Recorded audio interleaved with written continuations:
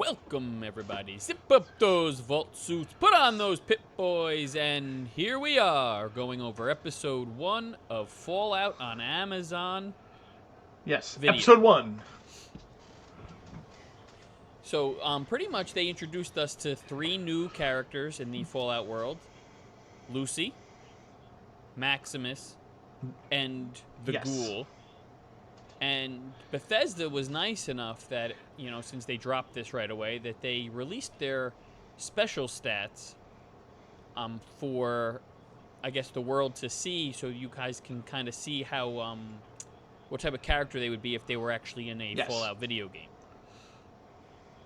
And Kyle, I do. I have them all lined up, ready to go. So, all right. Absolutely. So first off, we got Lucy. Lucy, her strength is a 4. Her perception is a 7. Her endurance is a 6. Her charisma is a 5. And her agility is a 5.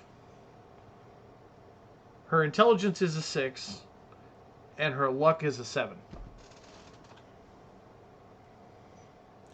That seems about right. From one episode. The only thing with her that I question is the charisma. She seems like she would have higher charisma because she's I can see that. Even like in the initial when you go to meet her, like she's a teacher and stuff like that. So you would assume that she's more talkative. Next up is the Ghoul. He's got a strength of 5, a perception of 6, endurance of 7, charisma of 7, intelligence of 4, agility of 7, and luck of 4. All right. And last but not least, Mr. Maximus, yes. So, Mr. Maximus of the Brotherhood of Steel, he's got a strength of 7. He's got a perception of 6. He's got an endurance of 6. Charisma of 5. Intelligence of 4. Agility of 7. And luck of 5. All right. Now, I think what we'll do is we'll keep like a little rough draft of these 3. And as we get through the series, at the end of the series, we will come back. And I would like to, I guess, compare them, whether or not we think how the characters have progressed, if those stats actually match what they portrayed. Absolutely, we can do that as screen. We can do that along with the season finale episode. Yeah, that's what I'm talking about. We'll see how it progressed and whether or not we still agree with what Bethesda is thinking as their numbers. Absolutely. So, moving forward from here on out, there may be some spoilers if you have yet to see the series or episode 1. Yeah. So, if that's the case, I would say watch episode 1 first, and then come on back here. Come on back. So we'll start off with Lucy, right? So Lucy is pretty much your vault dweller, and I have to say that they depicted the vault perfectly. Yeah, it was nice because that's the one thing I noticed with the games, for the amount of people that supposedly live in these vaults in the games, they do feel a bit small. In the show, I mean, they have whole cornfields, and then they have multiple levels and a bunch of stuff that's added on top of what we already know. Yeah, I agree. I think in the games, you're right. It felt like it was a very confined space, kind of like a military barracks or a prison. Yes, this feels like more open, bigger. Yes, the show depicted it as these giant communities underground, like mini cities. Yes. In a sense. Or a giant apartment building would be, I guess, a better way to put it. Something like that, yeah. And they did an awesome job. Everything looked true to what you would see in a vault in the game. Down to what the Pip Boys look like, the vault door, the little medical thing on the wall, like all that stuff. Like it doesn't look like they tried to like make it look somewhat like it's like they actually took time to like make the props to make them look like the game. Yeah, it's definitely, you're definitely right with that. Like everything was like spot on from all of the hours I put Mm-hmm. into Fallout 4 and going through these vaults. And they just expanded on it to where you could actually feel like you were like living in one. It was Oh, actually really nice. absolutely, It and was like it all the was little cozy. it like if you really look close in most of the scenes, if you're a fan of the Fallout series, every scene is jam packed with an Easter egg or something you will recognize from the games. It's insane the amount of stuff they've shoved in this series. Yeah, they didn't they held no stops. Like everything is in here from the food Mm-hmm. they're eating to what's Iguana on the on a stick to TVs, the all that stuff. the The the yum yum deviled deviled eggs, eggs, all that stuff. you know, and the episode pretty much starts at the vault, and it has one of the most violent scenes that I think I've ever seen on a TV Yeah, show. I mean, I've seen violent scenes in that movies was like this is this, next level. I would love like, to know but what Amazon spent on fake blood for this. yeah, oh, it's crazy. And like they used every kind of weapon you could think of, Baseball, from knives to baseball guns, bats, a broken glass, a a fork. Yeah, you fork. said the chick got stabbed in the eye with a fork. That's right. She got stabbed in I the think she eye. got Yeah, stabbed in the eye with a fork.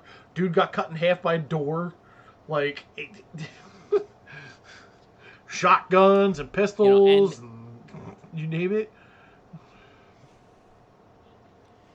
it kind of just showed the resilience of the character Lucy, because she was trapped in the one room with the raider in Yes. that scene, and was able to persevere using not only her intelligence to get out of the situation, but her perception to know and look around, like, kind of sense out the Mm-hmm. room to see what she had Yes. available to her. And I Yes. mean, Well, I can't wait to when the see where this is show going. because it when the show pans to her, she actually kind of does a quick synopsis of her special stats.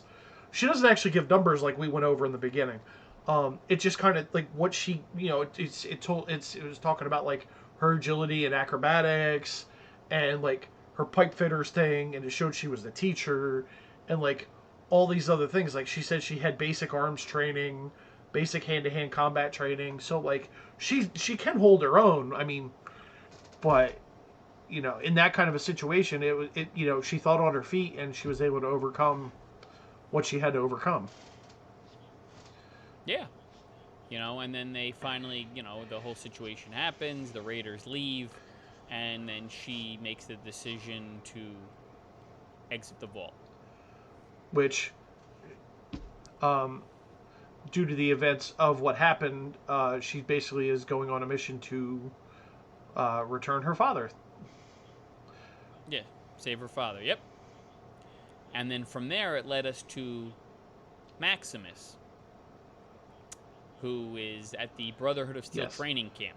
Uh, Right? Is that brother, what that yeah, call that? I guess. basically Maximus, as a child, was rescued by the Brotherhood of Steel and taken into their ranks to be trained as I don't even what's he technically now, a squire or something like that, or whatever, a Yes. trainee, and then later on in the episode he becomes a squire.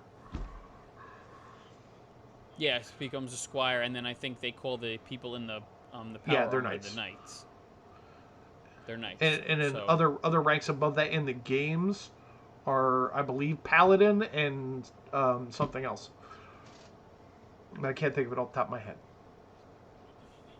But I mean, they showed it was a pretty like it looked like just a military training Yeah, facility in a sense, but just out in the middle of nowhere. and it's pretty cool to see all the scale of the operation that the Brotherhood has going.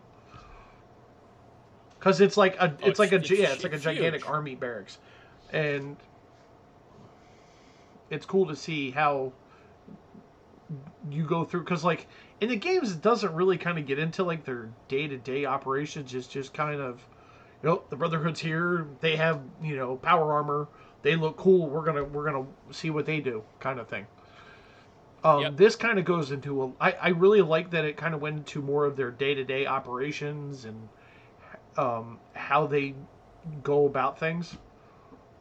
So it's really cool. Well, yeah, they showed you what they're doing. And I liked how, like, when the blimp with all of them on it, like all the power armor Yeah. knights were coming in, how like everyone Oh was so yeah. mesmerized, and it was And, like the and old school. I really liked how, for anyone that doesn't know, the blimp is called the Pridwin. Um, Okay. and basically the way they had it come in, because he's sitting in like a lecture class kind of environment, and they're in like a hangar, and they have like the cloudy windows, and all of a sudden you see it come in through the windows. You see the reflection of it come through the window, and it's like you could pick out like the outline of it, and it's just the way they did that. It just made it look so epic. And then they pan to all the power armor, the vertibirds coming down, and then the guys getting out with the power armor. They're all walking toward the camera. It just looks amazing. Oh, it's such an awesome scene. It's probably one of the better. Probably one of the best Hmm. scenes of that episode. And they talk with their deep Yeah, voices. the voice changers or whatever it is. Yeah, and and then through the Maximus is like he looks like he's like not the runt, but like I guess he's the one that's picked on, like Yeah, he's he seems bullied to on be the like the I guess the kind of like the screw up guy. Like he's not necessarily stupid. He just tends to be the guy that seems to mess up the most. So yeah. So so they just pick on him and beat the crap the out of other him and recruits I everything. think kind of look at him as being a weakest link. So like, and then I think that's a lot of the reason why they pick on him, because they don't think he's going to amount to much. Yes, Um, but then he becomes a yeah, squire. So well, but he did have one person, who he was close with in the episode. I forget her name off the top of my head, but they're very close friends, and some events go on during the episode where um, she gets picked, and the night after that she gets picked to become a squire, something happens where someone puts a razor blade or something in her boot, and she gets really really badly hurt. Like oh, that was a gnarly looking it's cut. pretty bad. And then basically what happens is they are led to believe that it's Maximus who hurt her. Yes, they interrogate him with that intimidating power armor Yep, guy behind him. he thought he was going to be getting the axe. Oh yeah, the death But wish. he talked his way out of it. She knows that he didn't do it. He swears he didn't do it. It was the other recruits that basically threw him under the bus, the same ones that probably were the ones bullying him. But he was able to Yeah, luckily talk his way out of it, and then what ends up happening is he's the one that gets promoted. yeah, he becomes the squire to Knight Titus. Right? He becomes a squire to Knight Titus. Yes. And he is seen carrying that giant bag that's like three The times bag his is size. as big as a person. The thing is, out of everything in the show, that thing is without a doubt the most ridiculous thing in the entire show. It really like, is. It's got to be like 7 feet tall. like how does somebody even carry a backpack that high? They're like it's like I, it's kind of like almost like what I used to carry. Like we had when I was in the military, known as a sea bag. It's like a big green duffel bag, but okay. like that thing's like 3 times the size of it. Like it's huge. Yeah, no, It's so it's big, so dude. big. and we are left with him flying off into the Yes. distance, With um, with his giant and a bag gigantic and a gigantic smile his. on his face. Oh, he's so happy. And then that leads us to the third and last character that they introduced us to, which was Yes. the Ghoul. Now, the Ghoul, you see him as a non-Ghoul right in the beginning of Yes. the episode. Before the bombs, before the Great War. Yes. And he seems like this normal guy with his daughter, chilling, doing like I think he was like playing a cowboy at a birthday party. Yeah. He actually has of the three characters in the first episode, he definitely has the most fleshed out backstory of the three. Yes. He basically, um, it kind of goes over how he fought in the war over the liberation of Anchorage, Alaska, against China, and so it's told how he did that, and then that's how he became. He got the whole cowboy character due to his Okay. affiliations with the military. So that's why they brought him in, and he started doing that whole thing with the cowboy and everything. So, Well, yeah, and then he just wandered off, and he was like doing the birthday yeah, party as and extra then money. his wife ends up actually working for Vault Tech, and so he ends up is the one in the beginning of the show who's introducing you to the Vault. Yes. So but that's one of the craziest scenes like I've ever seen when you see the bomb starting to Yes, drop. my thumb or yours? Yes, my thumb or yours. And then they start once they realize what's happening, everyone just starts running. He jumps on a horse. Well, he gets on the horse. Yeah, he gets on his horse with his daughter, and then like you see all the people scrambling around. The guy's house that the party's at has like this bomb shelter. He's like, Yeah, the guy goes, "You gotta won't let us in," and the guy just punches him in the face. Yeah, it was just every man for themselves. Yeah, and then like it's crazy how like you see the initial bomb fall, and then as they're all rushing to go to wherever they're trying to go to get away from this, you just see bomb after bomb after bomb after bomb. I'd say in that scene you probably see at least 10 bombs drop. Yep, and then you could see like the wind and the speed pick up from the The aftermath shockwave. explosion, the shockwave coming through, and oh man, and then it fast forwards 219 years, and that's where the rest of everything and picks up. yep, that's where you meet Lucy, Maximus, and then finally, You meet the Ghoul is unearthed. yes. And these three cowboys, I want to call them cowboys, right? Would you call They're them just cowboys? three. Basically, I just think they're raiders, or they're hired guns Yeah. of some sort. And it was our first big cameo. The guy that played Bubba from the Forrest Gump movie. Don't know his real name, but I call him Benjamin Buford Blue. I gotta find Bubba. And they pretty much, and then they pretty much just dig him up. They bring a live chicken. Because they want to test if he's feral. Yes, because feral ghouls And- in this universe apparently cannot resist chicken. Yes, they'll just attack it. So they bring the chicken. So I guess if he goes to attack the chicken, they can kill him. And things don't go as planned. No, not at all. Once they get him out of his I don't know if it was self-made or whatever made coffin. I liked how the IV drips were dripping down. Yes, there I with believe drugs. that is the medication that he has to take to keep Yes. him from going feral. Later on in the season, as we go over these episodes, we'll get more into that. But basically, it's supposedly it's a thing to keep him from going feral. Yeah.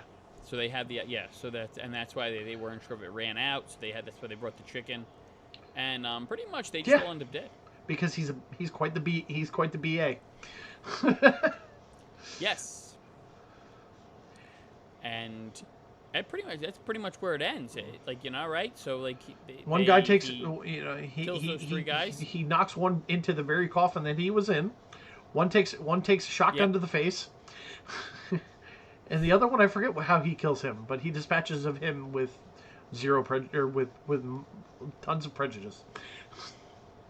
Oh yeah. And fun that's fact, the chicken didn't die. No, he picked it up And then he fed put it down and walked away. Yep. That's pretty much where it ends, and like it opens up the whole like makes you think like where this is gonna go, and Oh my it's really god! well Some done. of the set pieces in this show, it's insane. The set pieces, the scope of the show, how jam packed of everything is in here. It like even down to like when they open the vault door. Like it's such a simple thing, but just the way it's done, it looks like a heavy door, and it just looks awesome when the way they made it mechanically work like it does in the games. Well, they gave a tremendous homage and fanfare to the people who love the Fallout series. 100%. Like, I'm a huge Fallout guy, like Mm-hmm. huge. As you can tell from my Vault-Tec And sweatshirt. probably the And stuff behind you. yes, and I'm blown away with how almost perfect that they've made this world. So I'm really looking forward to getting through the whole season and finishing up Oh, everything. 100%. But going through episode 1, what would you give this on a scale of 1 to 5 Four, stars? This episode. I mean, it 4 is to the 4.5, pilot. without a doubt. Yeah, I'm right there with you. 4 to 4.5. Just based on the fanfare, the story, the characters seem extremely interesting. It's nice I want to see where the story arcs go, and it made me want to just keep watching. Like it's one of these shows where I feel because they released all 8, it's very easy to binge. Oh yeah, I did it all in one. I did it all in one day, and then I went back and started watching it again. It's Yeah. You don't have. It's really nice that they took it a different direction a little bit, because, like you said, it pays homage to people who love the games. But you don't need to play the games to follow what's going along. However, I will say that if you playing the games and seeing some of the lore and what's actually going on would actually help you follow along what is going on better. Other than that, you don't really need to play the games to follow along with the story. It's an original story. It takes place 30, 40 years after Fallout 4, which is the game that takes place latest in the time frame. So I mean, you're really not missing anything in that respect. No, not But at all. That's what but makes they it so did good. say It's like another game. that the show does fall in the canon of the games. So Well, that depends on who you speak to. Got these nut jobs out there that are like, people like that just blow my mind. And I'm not going to get into it, but like, it's just they like to ruin it for everybody. So they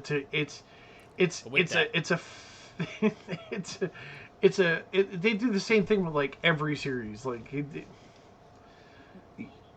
no, I know. This There's is not always them out there, it couldn't have happened here because of this. This is canon versus that's not canon. Just watch it and enjoy it. Exactly right. And with that, so I'm looking forward to seeing where these characters go, and stay tuned for our recap and dive into absolutely. We'll have that up for you guys in a couple days. And until next time.